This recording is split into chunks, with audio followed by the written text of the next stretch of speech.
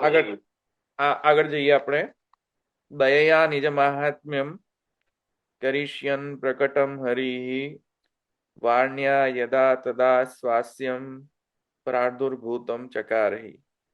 અહીંયા સુધી આવ્યા હતા. તેમાં ગોકુલનાથજીની ટીકા લઈ રહ્યા હતા. એમાં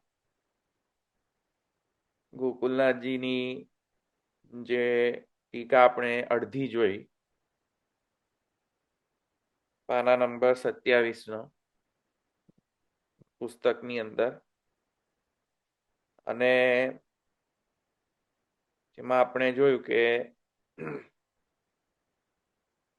મહાપ્રભુજીનું જે પ્રાકટ્ય છે તે પુષ્ટિ માર્ગીય લીલા રસભાવાત્મક જે મહાત્મ્ય છે તેને પુનઃ પ્રકટ કરવા માટે છે. અને તેમાં પણ અંશકલા આદિ અવતાર નહીં, પણ કિંતુ સાક્ષાત પૂર્ણ પુરુષોત્તમ એમની સેવા, એમનો જ્ઞાન અને એમની જે ભક્તિ તેને પ્રકટ કરવા માટે આચાર્ય ચરણોનું પ્રાકટ્ય છે. હવે આગળ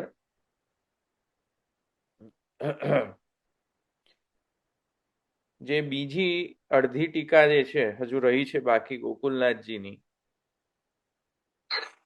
એમાં તો અડધી જે ટીકા હવે આપણે જે રહી છે એ આપણે પૂરી કરી લઈએ. બરાબર.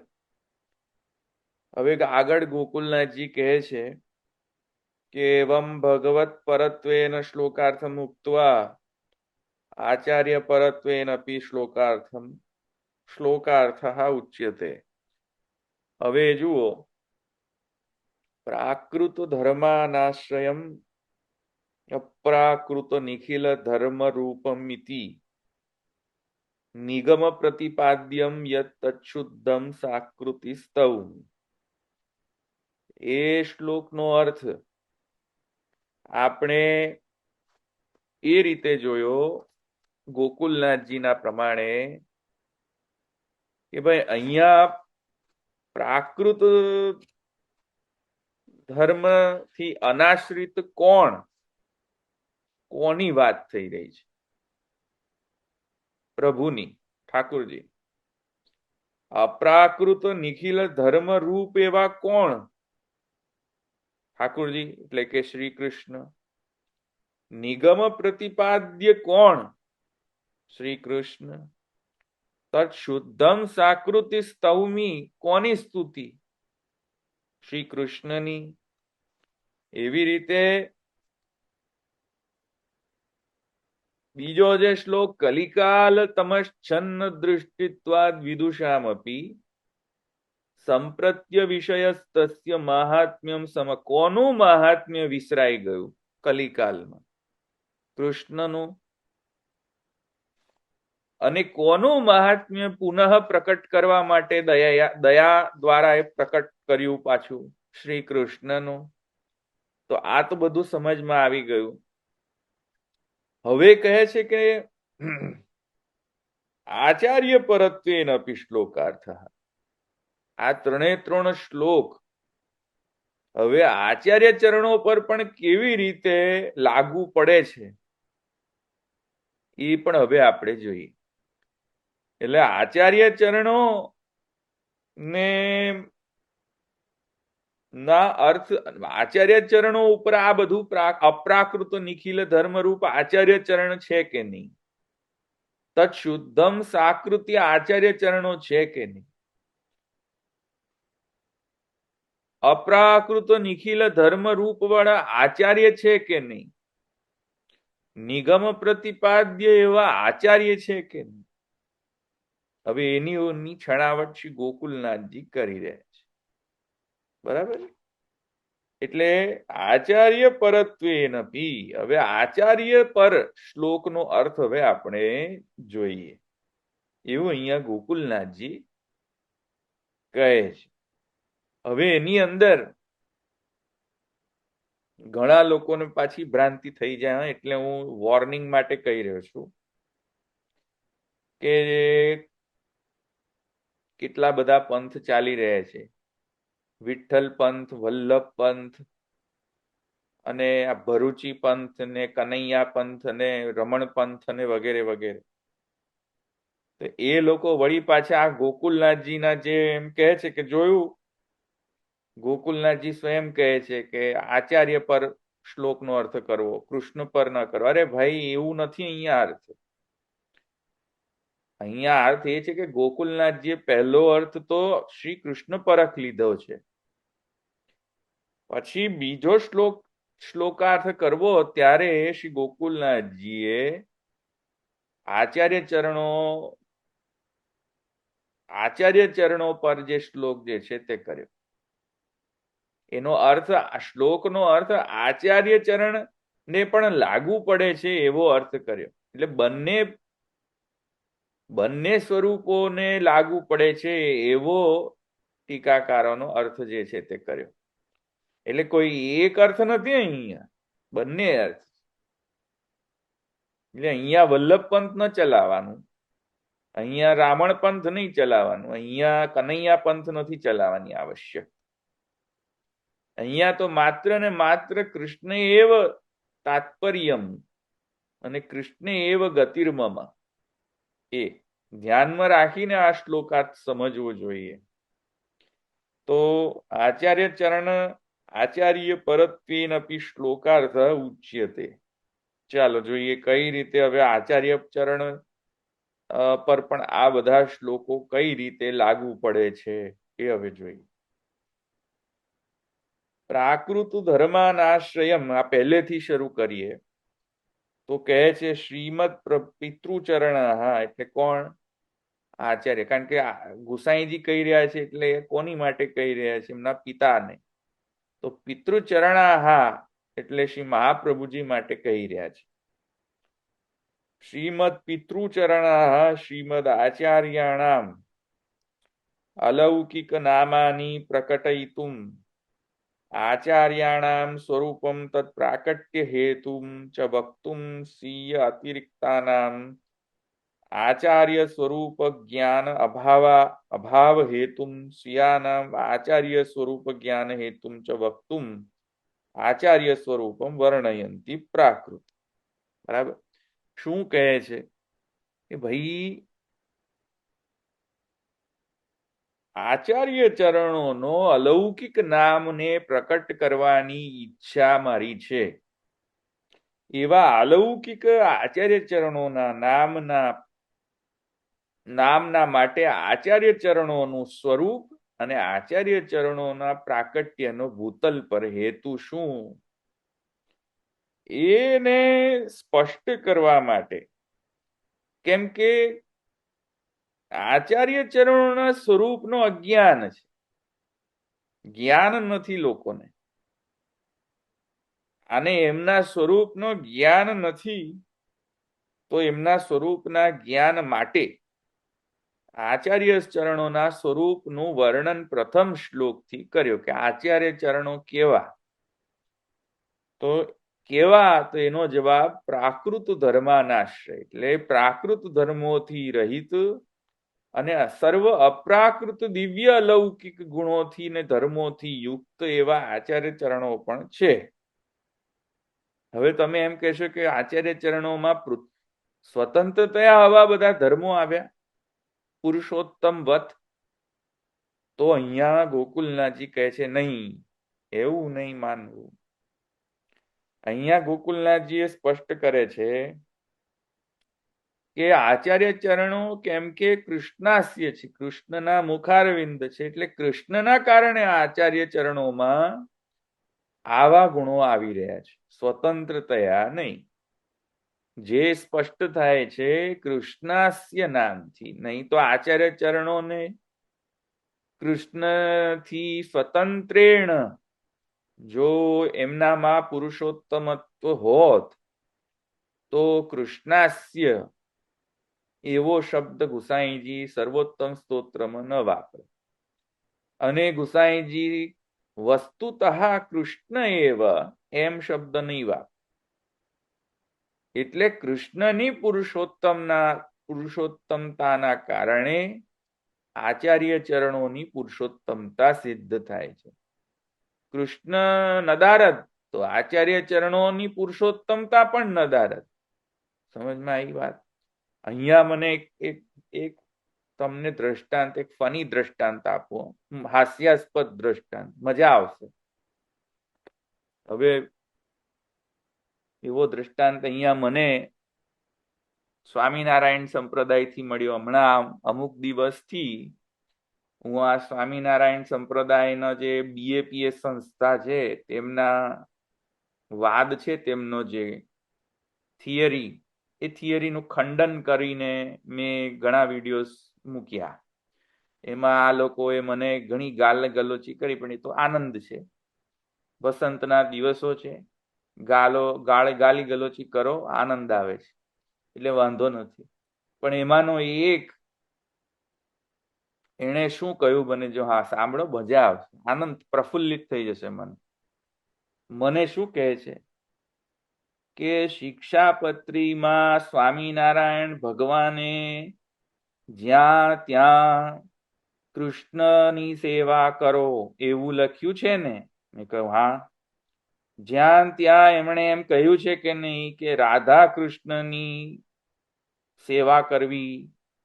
મેં કહ્યું એ તો સાચી વાત છે, તો હું કહી રહ્યો છું કેટલા વર્ષથી કે જે એમણે એમ કહ્યું છે જ્યાં જ્યાં કે રાધા કૃષ્ણનો સેવા કરો, રાધા કૃષ્ણની ઉપાસના કરો, કૃષ્ણ મંત્રની જ નો જ મંત્ર લેવો જોઈએ, પૃથક સ્વામિનારાયણ મંત્રનો નહીં.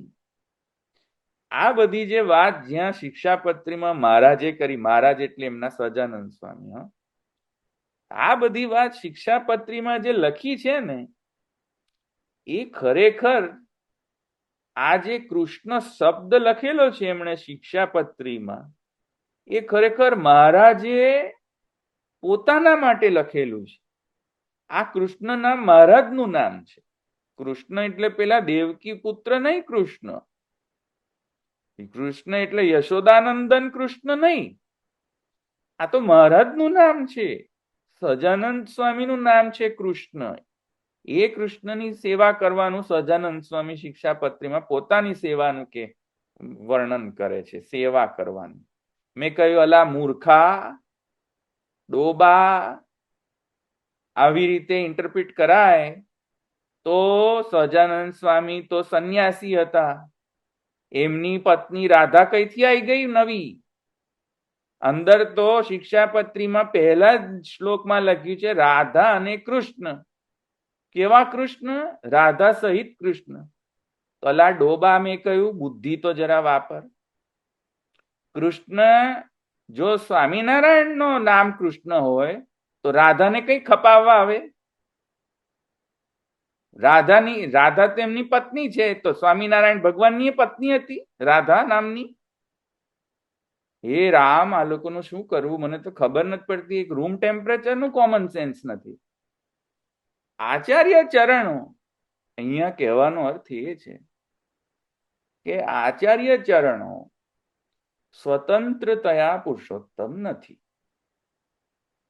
એ તો કૃષ્ણના કારણે આચાર્ય ચરણોનું, કૃષ્ણાસ્યના કારણે, વસ્તુતઃ કૃષ્ણ એવના કારણે આચાર્ય ચરણોનું પુરુષોત્તમત્વ સિદ્ધ થાય.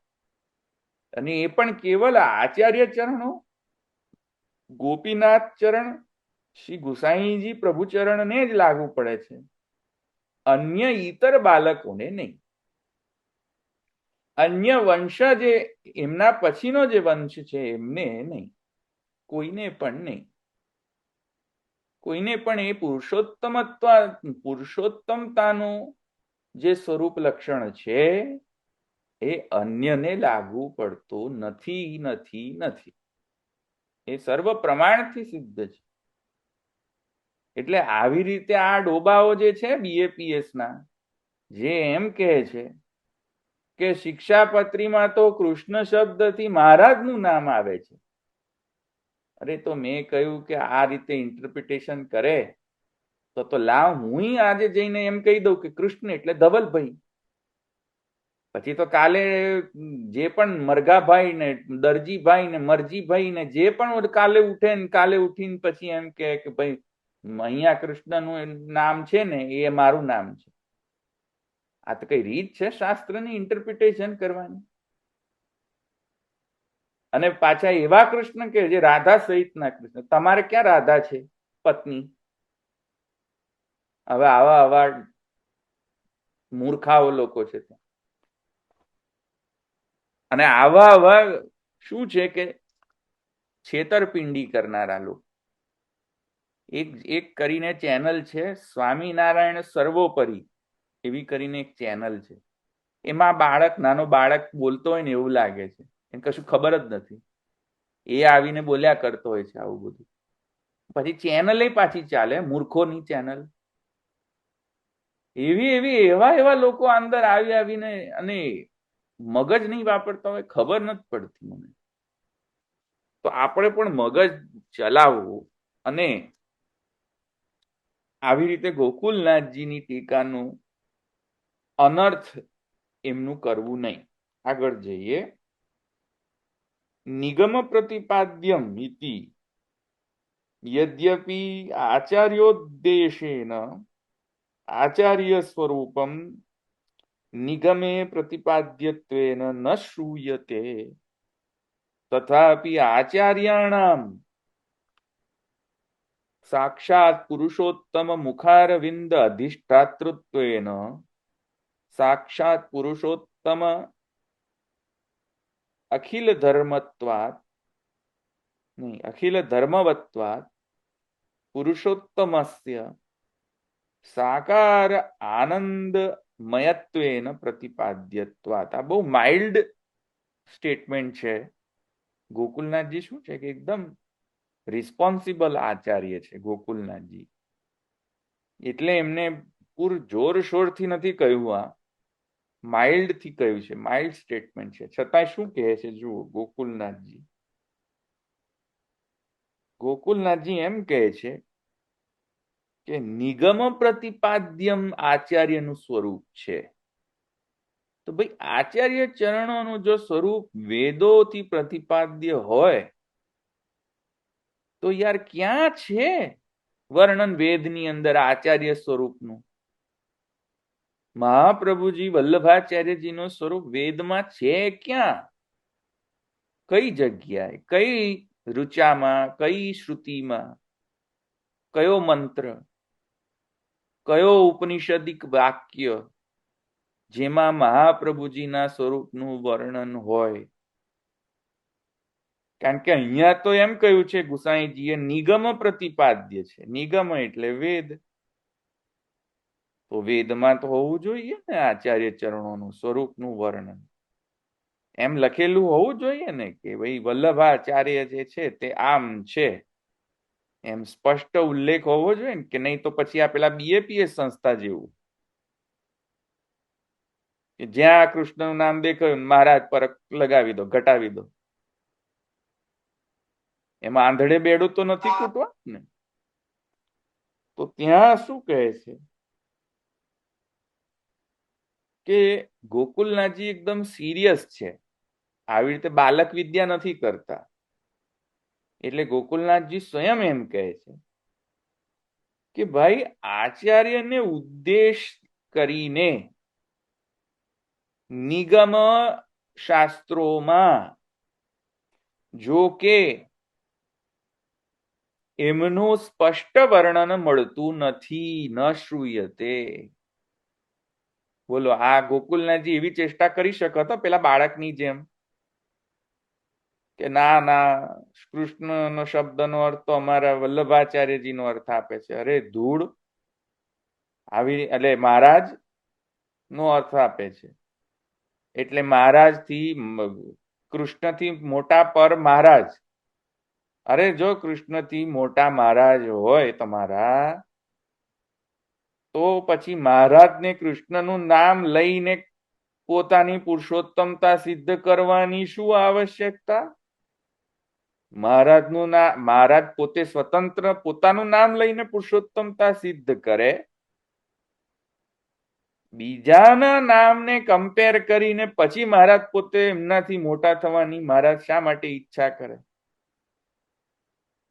જેમ હું તમને કહું કે હું ધવલ મોટો એમ મારે કેવું હોય તો હું એમ કહું કે ગિરીશભાઈ કરતા મોટો, તો મારે ગિરીશભાઈ નામ લેવાની શી જરૂર છે?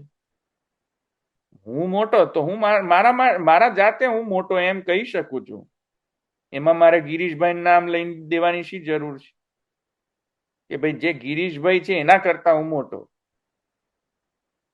તો ગિરીશભાઈને કમ્પેર કરવાની શી જરૂર છે મારે? એનો મતલબ છે કે મારે ગિરીશભાઈની ગરજ છે, એટલે એનો અર્થ છે કે હું ગિરીશભાઈ સાથે કમ્પેર કરી રહ્યો છું. એનો અર્થ છે કે હું ગિરીશભાઈથી કરતા મોટો નથી. એવી રીતે મહારાજ જો કૃષ્ણનું નામ લઈને પોતાનું સર્વોપરિતા સિદ્ધ કરવા માંગતા પણ હોય કદાચ તુષ્યતુ દુર્જન ન્યાયથી, તો મહારાજ કૃષ્ણ રાધા કૃષ્ણનું નામ કેમ વાપરે? તો મૂર્ખ છે આ લોકો બધા, કઈ શું છે કે જરાય અક્કલ નથી. પણ એની આવી રીતે આપણા આચાર્યો ટીકા નથી કરતા. ગોકુલનાથજી તો એટલીસ્ટ નહીં. આ ગોકુલનાથજી સિરિયસલી એમ કે છે કે ભાઈ વેદમાં નહીં ક્યાં છે મહાપ્રભુજીનું વર્ણન? ક્યાં છે પુરાણમાં? ક્યાં છે મહાપ્રભુજીનું વર્ણન કે મહાપ્રભુજી પુરુષોત્તમ છે? એમ યદ્યપિ ન શ્રૂયતે એમ કે છે ગોકુલનાથ કે જો કે સંભળાતું તો નથી અથવા વર્ણન તો નથી, ન શ્રૂયતે, તો પણ તથાપિ આચાર્યાણામ સાક્ષાત પુરુષોત્તમ મુખારવિંદ અધિષ્ઠાતૃત્વેન સાક્ષાત પુરુષોત્તમ અખિલ ધર્મવત્વાત પુરુષોત્તમસ્ય સાકાર આનંદમયત્વેન પ્રતિપાદ્યત્વાત આચાર્યાણામપી તદાસ્યત્વેન શ્રુતિ પ્રતિપાદત્વેન મેવ ઇતિ જ્ઞાપ. તો પણ આચાર્ય ચરણોનું પુરુષોત્તમતા સિદ્ધ થાય છે કઈ રીતે? હવે શાસ્ત્રમાં તો છે નહીં, તો કઈ રીતે સિદ્ધ કરશો પુરુષોત્તમતા? બોલો. આવી રીતે આ મહારાજના ઇન્ટરપ્રિટેશન જે આ લોકો કહે છે પેલા બીએપીએસ વાળા, એવી રીતે તો ન થાય. તો શું કરવું હવે? કઈ રીતે આચાર્ય ચરણોની પુરુષોત્તમતા સિદ્ધ થશે? જો ગોકુલનાથજી તો કહ્યું કે વેદમાં તો નથી વર્ણન, પુરાણમાં તો વર્ણન નથી, કઈ રીતે કરવું હવે? બોલો. તો ગોકુલનાથજી કહે છે કે કૃષ્ણના કારણે કૃષ્ણાસ્યની પુરુષોત્તમતા આવે છે. કૃષ્ણ વગર કૃષ્ણાસ્યની પુરુષોત્તમતા નથી આવતી. સાક્ષાત પુરુષોત્તમ મુખારવિંદ અધિષ્ઠાતૃત્વેન પુરુષોત્તમતા છે. એકદમ સ્પષ્ટ થઈને સમજી રાખજો. આને કૃષ્ણના કારણે પુરુષોત્તમતા આચાર્ય ચરણોની છે. કૃષ્ણ નહીં હોય તો આચાર્ય ચરણોની નહીં પુરુષોત્તમતા.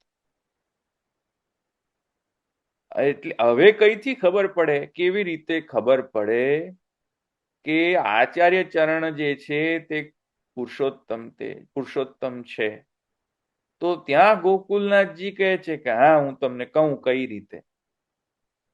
ગોકુલનાથજી એમ કહે છે કે કૃષ્ણ જે છે એમના મુખારવિંદ સ્વરૂપ તો આચાર્ય ચરણો છે કે નહીં?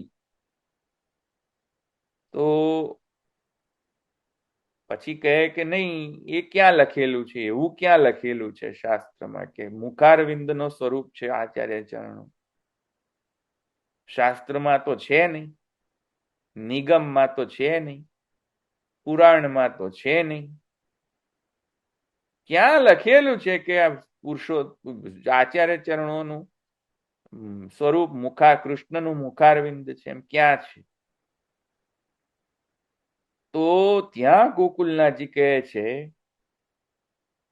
કે આચાર્ય ચરણોના સ્વયંના વાક્યો વચનો સાંભળજો ધ્યાનપૂર્વક. આચાર્ય ચરણોના સ્વયંના વાક્યો સુબોધનીના શરૂઆતમાં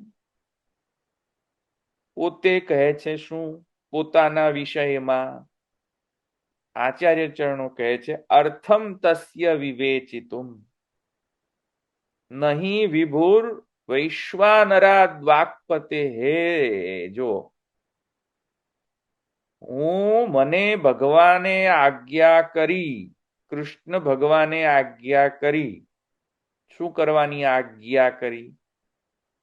કે જઈને ભાગવતનો ગૂઢ અર્થ પ્રકટ કરો ભૂતલ પર. કેમ મને જ આજ્ઞા કરી? તો કહે છે કે બીજા અંશકલા આદિ અવતારમાં એ સામર્થ્ય નહોતી. કેવલ વૈશ્વાનર વાક્પતિની જે સામર્થ્ય છે કે ભાગવતનો ગૂઢાર્થ પ્રકટ કરી શકે, એવું સ્વયં આચાર્ય ચરણ પોતાના શબ્દમાં લખી રહ્યા છે. તો નહીં વિભુર વૈશ્વાનરાદ વાક્પતે હે અન્ય નહીં વિભુર વૈશ્વાનરાદ વાક્પતે હે અન્ય. બરાબર કે નહીં? અર્થમ તસ્ય વિવેચિતુમ નહીં વિભુર વૈશ્વાનરાદ વાક્પતેર અન્યસ્તત્ર વિધાય માનુષતનુમ મામ વ્યાસવત શ્રીપતિ દત્વાજ્ઞાન ચ કૃપાવલોક પટુહમ યસ્માદતોહમ મુદા ગૂઢાર્થમ પ્રકટીકરોમિ બહુધા વ્યાસસ્ય વિષ્ણુ પ્રિય.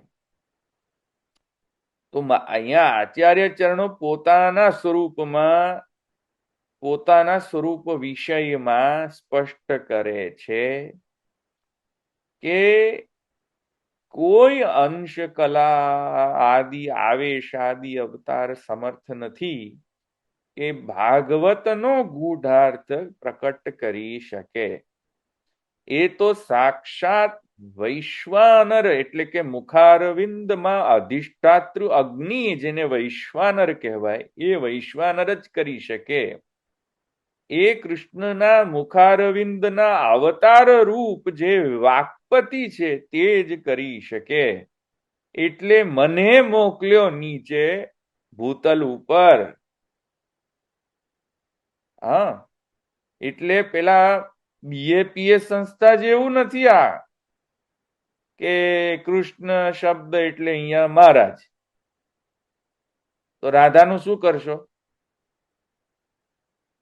એમણે તો એ તો લગ્ન જ નતા કર્યા, તો રાધાને ક્યાં મૂકી આવશો હવે? એ શબ્દને શું અર્થ કરવો હવે મારે? એટલે કૃષ્ણથી સર્વોપરી સહજાનંદ સ્વામી. અરે ધૂળ પડે. સમજમાં આવી કે નહીં? તો અહીંયા આચાર્ય ચરણો જે છે એ કૃષ્ણથી સર્વોપરી નથી ભાઈ. એ તો કૃષ્ણના દાસ છે અને કૃષ્ણના મુખારવિંદ અધિષ્ઠાતૃ રૂપ આચાર્ય છે. કારણ કે સ્વયં આચાર્ય ચરણો કહે છે ઇતિ કૃષ્ણદાસેન વિરચિતમ. આ આચાર્ય ચરણોના વચન છે કે કૃષ્ણના અમે દાસ છીએ અને કૃષ્ણના મુખારવિંદમાં અધિષ્ઠાતૃ જે વાક્પતિ છે એ અમે છીએ. એના કારણે કે કૃષ્ણથી ઉપરવટ થઈને સર્વોપરિતા નથી સિદ્ધ કરતા આચાર્ય ચરણ. સમજમાં આવી? તો અહીંયા એ જ પોઈન્ટ ગોકુલનાથજી કહી રહ્યા કે સાક્ષાત પુરુષોત્તમ અખિલ ધર્મવત્વાત પુરુષોત્તમસ્ય સાકાર આનંદમયત્વેન પ્રતિપાદ્યત્વાત આચાર્યાણામપી તદાસ્યત્વેન સ્વતંત્રેન નહીં. આસ્ય એટલે મુખારવિંદ. તદ શબ્દ કૃષ્ણ પરક. કૃષ્ણનો મુખારવિંદ છે, રૂપ છે, એટલા માટે એમનામાં પુરુષોત્તમતા. એટલે કૃષ્ણ તો મૂળ જ છે, મૂળ સ્વરૂપ તો માત્ર ને માત્ર કૃષ્ણ છે, આચાર્ય ચરણો નહીં. ગોસ્વામી બાલકોને ગમતું નથી આ હું જે બોલું એ. ગોસ્વામી બાલકો બધા મને પછી મેસેજ કરે કે તમે આમ કેમ બોલ્યા કે આચાર્ય ચરણો જે છે તે મૂળ રૂપ નથી, પુરુષોત્તમ. અરે ભાઈ, પુરુષોત્તમ નથી એમ ક્યાં બોલી રહ્યો છું? અહીંયા ગોકુલનાથજીનો જે છે આશય એ જ હું કહી રહ્યો છું કે પુરુષોત્તમ છે. ખાલી એટલું માત્ર કહી રહ્યો છું કે પુરુષોત્તમ છે, પણ કયા પર્સ્પેક્ટિવથી પુરુષોત્તમ છે, કઈ રીતે એમનું પુરુષોત્તમતા સિદ્ધ થાય છે. મારી પર ગુસ્સે થઈ જાય આ ગોસ્વામી બાલકો કે તમે આવી રીતે બોલો, પછી બધા લોકો આચાર્ય ચરણોને પુરુષોત્તમ નથી માનતા. અરે ભાઈ, એમ કે તમને એવું લાગ્યું કે મેં તમને જરા એવું લાગ્યું, બોલો તમે, કે મેં એમ કહ્યું કે આચાર્ય ચરણો પુરુષોત્તમ નથી? મેં એવું કહ્યું ક્યાંય? બોલો. આટલા કેટલા મિનિટથી ચાલે ભાઈ? 40 મિનિટથી બોલો છું, લાગ્યું ક્યાંય એવું મેં કહ્યું? બોલો. પછી એટલે તદ આસ્યત્વેન તો વલ્લભ પંથ નહીં ચલાવો, રમણ પંથ નહીં ચલાવો, વિઠ્ઠલ પંથ નહીં ચલાવો, ભાઈજી પંથ બેનજી પંથ નહીં ચલાવો, કનૈયા પ્રભુ પંથ નહીં ચલાવો, કૃષ્ણ પંથ ચલાવો, એકમાત્ર કૃષ્ણ. આગળ કહે છે કે નિગમ પ્રતિપાદ્યમ યત તચ્શુદ્ધમ સાકૃતિથી. તો જો કૃષ્ણ નિગમ પ્રતિપાદ્ય હોય, જો કૃષ્ણ પુરાણ પ્રતિપાદ્ય હોય, સર્વશાસ્ત્ર પ્રતિપાદ્ય પુરુષોત્તમ હોય, ગીતા આદિ શાસ્ત્રથી પુરુષોત્તમ હોય, તો કૃષ્ણનો જે હાસ્ય એટલે કે મુખારવિંદ એ પણ પછી પુરુષોત્તમ તો સિદ્ધ થશે જ ને. એ ન્યાયથી આચાર્ય ચરણો પણ પુરુષોત્તમ સિદ્ધ થાય છે. એવી રીતે ગોકુલનાથજી એકદમ સિરિયસ આચાર્ય છે. તો બાલક વિદ્યા નથી કરી રહી, બાલક વિદ્યા નથી. ખોટું લાગી જાય એમને કે તમે આમ કેમ બોલ્યા. ભાઈ નથી તો નથી વર્ણન, એમને એક્સેપ્ટ કરવામાં પ્રોબ્લેમ જ નથી ગોકુલનાથજીને કે ભાઈ નિગમમાં વર્ણન નથી, ન શ્રૂયતે, ક્યાંથી લાવું પછી કાઢીને? બરાબર. તत् શુદ્ધમ સાકૃતિ એવમ આચાર્યાણામ શ્રુતિ પ્રતિપાદ્યત્વમ નિરૂપ્ય તત્સ્તુતિમ પ્રતિજાનતે સ્તૌમીતિ. ખેર એ તો ઠીક છે, પણ નિગમ પ્રતિપાદ્યમ યત તત્શુદ્ધમ સાકૃતિ, આ જે ગોકુલનાથજીની જે પંક્તિ છે એના પર થોડુંક વધારે હું વિવેચન તમને કરું તો ક્યાં સુધી છે ભાઈ? ટીકાકારો કેટલા કેટલા સુધી છે? કોણ કોણ છે સર્વોત્તમ સ્તોત્રના ટીકાકારો? ગોકુલનાથજી, પછી રઘુનાથજી, પછી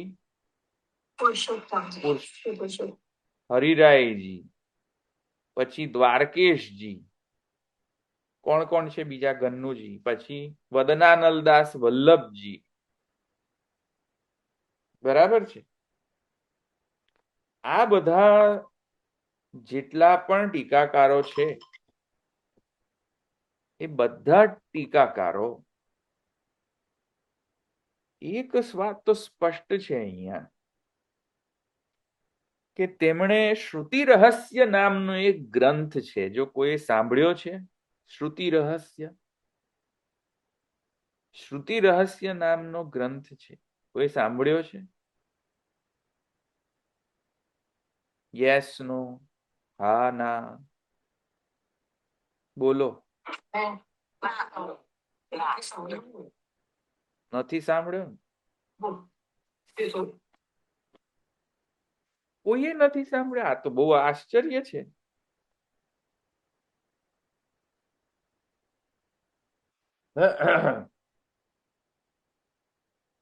જુઓ, શ્રુતિ રહસ્ય આ એવો ગ્રંથ છે જે ઘણો પાછળથી લખાયો છે પુષ્ટિ માર્ગના ઇતિહાસમાં.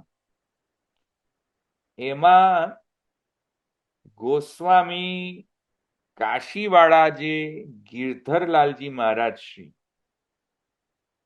આ એ ગિરધરલાલજી મહારાજ શ્રી જે 108 ગાગરથી સ્નાન કરતા, યાદ આવે છે એ ગિરધરલાલજી?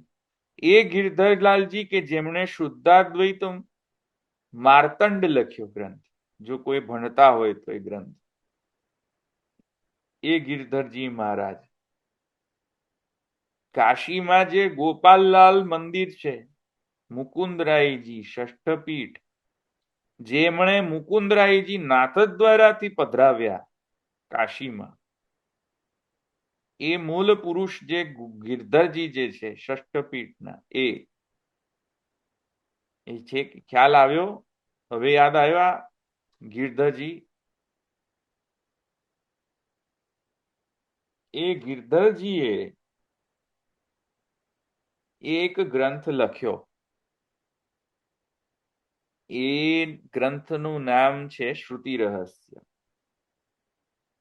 અને શ્રુતિ રહસ્યમાં શું કહ્યું છે એમણે?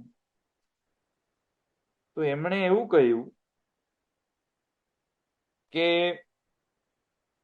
શુક્લ યજુર્વેદ માધ્યંદિન સંહિતા એટલે વેદનો મંત્ર ભાગ, યજુર્વેદ મંત્ર ભાગ વેદનો, એ મંત્ર ભાગની અંદર એક શ્લોક એટલે કે ઋચા આવે છે, મંત્ર આવે. ચત્વારી શૃંગાહા ત્રયો અસ્ય પાદા દ્વે શીર્ષે સપ્ત હસ્તાસો અસ્ય ત્રિધા બદ્ધો વૃષભો રોરવીતિ મહોદેવો મર્ત્યાગમ આવિવેશ. આ મંત્ર ચત્વારી શૃંગાહા, આ જે મંત્ર ધ્યાનથી સાંભળજો. આ શું કહે છે વેદમાં? કેમ કે જો નિગમ પ્રતિપાદ્ય આચાર્ય ચરણોનું સ્વરૂપ છે, પણ ગોકુલનાથજી કહે છે કે નિગમમાં એમનું વર્ણન તો જોવા મળતું નથી, પણ ગિરધરલાલજીએ ઘણા સમય પછી ઇતિહાસમાં આવો એક ગ્રંથ રચ્યો. એમાં ગિરધરજી શું કહે છે જુઓ, કે ભાઈ નહીં, વેદનો મંત્ર છે જેમાં મહાપ્રભુજીનું વર્ણન છે. તો એ કયો મંત્ર? તો કહે છે ચત્વારી શૃંગાહા ત્રયો અસ્ય પાદા દ્વે શીર્ષે સપ્ત હસ્તાસો અસ્ય ઇત્યાદિ. જે શુક્લ યજુર્વેદ માધ્યંદિન સંહિતા અધ્યાય 17 મંત્ર, કયો ભાઈ મંત્ર છે? મંત્ર છે 91. આ મંત્રમાં ગિરધરજી કહે છે કે આ મંત્ર આચાર્ય ચરણોનું સ્વરૂપ વર્ણન કરી રહ્યા છે, મહાપ્રભુજી.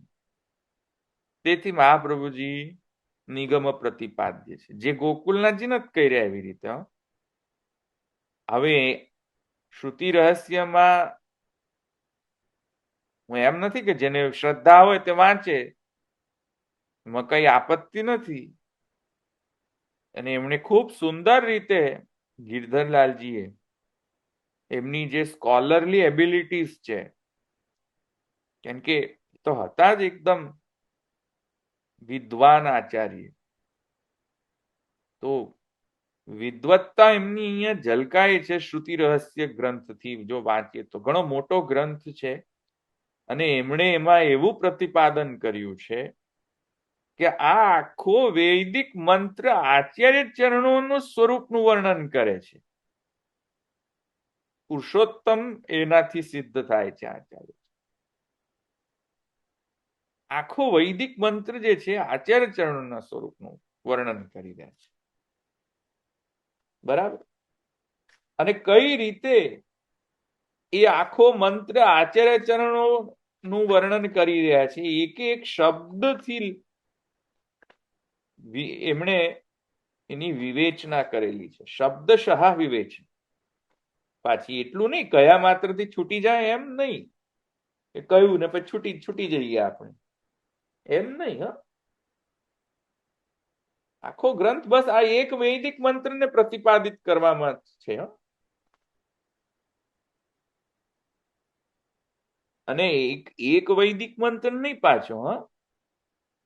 ઉપનિષદના જે શ્રુતિ વાક્યો છે અસદ્વા ઇદમગ્ર આસીત એ પણ આચાર્ય ચરણોનો સ્વરૂપનું વર્ણન કરે છે. એમ કહે છે યજ્ઞેન યજ્ઞમ અજયંત દેવાહા. પુરુષ સૂક્તની અંદર જે યજ્ઞેન યજ્ઞમ યજંત દેવાહા એ પણ આચાર્ય ચરણોનું સ્વરૂપ પ્રતિપાદિત કરે છે એવું એમ કહે છે. હા ભાઈ, એ લોકો એટલે ગિરધરજી એમ કહે છે નમોસ્ત્વ અગ્નયે ઇતિ શ્રુત્યંશ જે છે એ પણ વલ્લભાચાર્ય સ્વરૂપ પરક સ્વરૂપ પરક છે એમ ગિરધરજી કહે છે.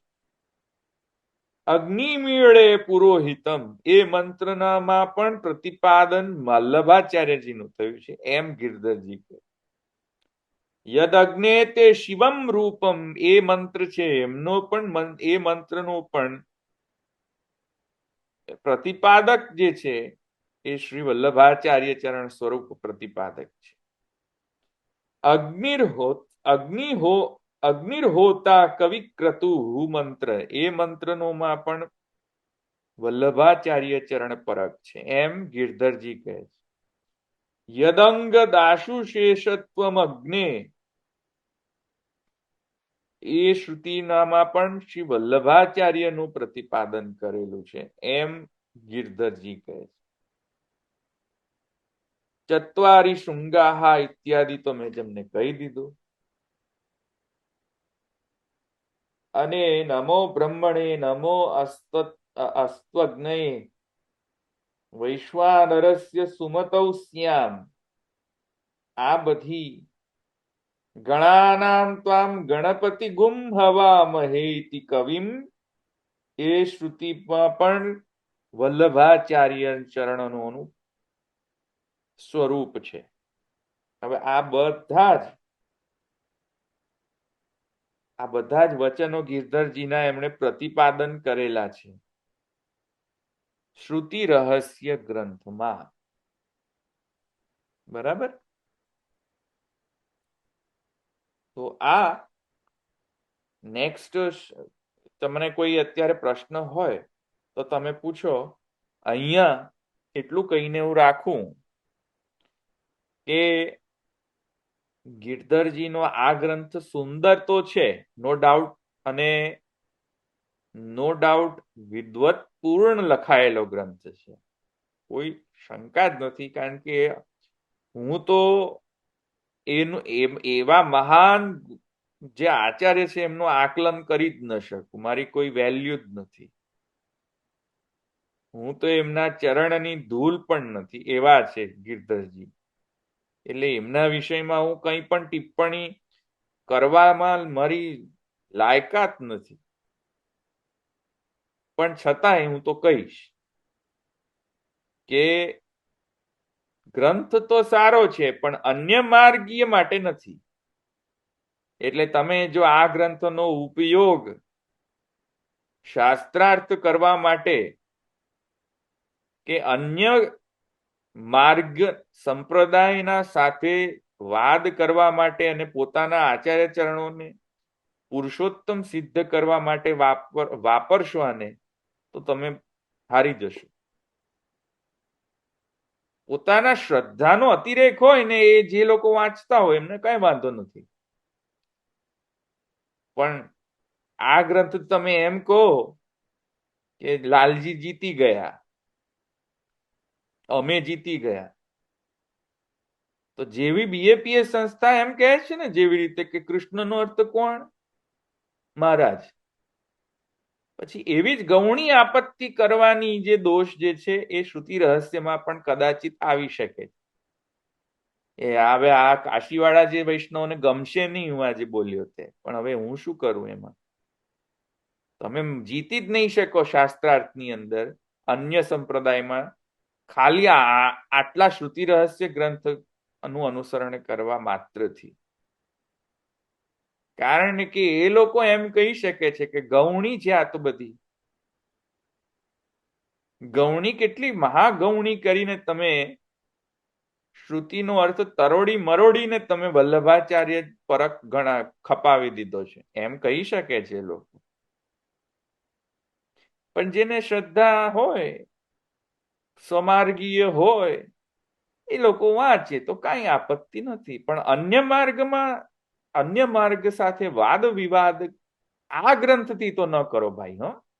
નહીં તો પછી એવા જ જવાબો મળશે જે હું બીએપીએસ ને આપું છું. એ લોકો એવી રીતે તમને જવાબ આવશે કે તમે કહો છો કે નહીં કે વલ્લભાચાર્ય પુરુષોત્તમ છે, એવી રીતે અમે મહારાજને પુરુષોત્તમ કહીએ. બરાબર. ચાલો અહીંયા આપણે રાખીએ. નેક્સ્ટ આપણું આગળ ભાઈ સમય થઈ ગયો ને ભાઈ? હા, 15 મિનિટ બાકી છે. હા, તો પ્રશ્ન કરો, જો ના હોય તો આગળ જુઓ. હા, તો પ્રશ્ન, કારણ કે આ બધા ભગવા માંડ્યા ને, એટલે બધા ભાગવા માંડ્યા, એટલા માટે કહું. મેં કદાચ સમય થઈ ગયો છે તો બોલો. કોઈ પ્રશ્ન હોય તો હું જરા અહીંયા રોકાઉં, નહીં તો આગળ જાઉં. બોલો, પ્રશ્ન હોય તો.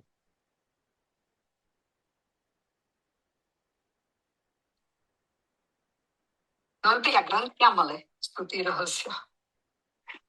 પીડીએફ છે મારી પાસે, હું તમને ગિરીશભાઈને મોકલી આપીશ, તો એ ગ્રુપમાં મોકલી દઈશ. Thank you.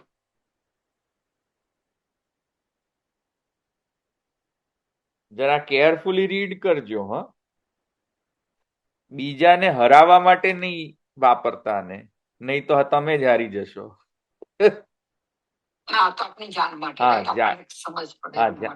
હા, આપણે સ્વાંત સુખાય વાંચવું હોય તો વાંચજો.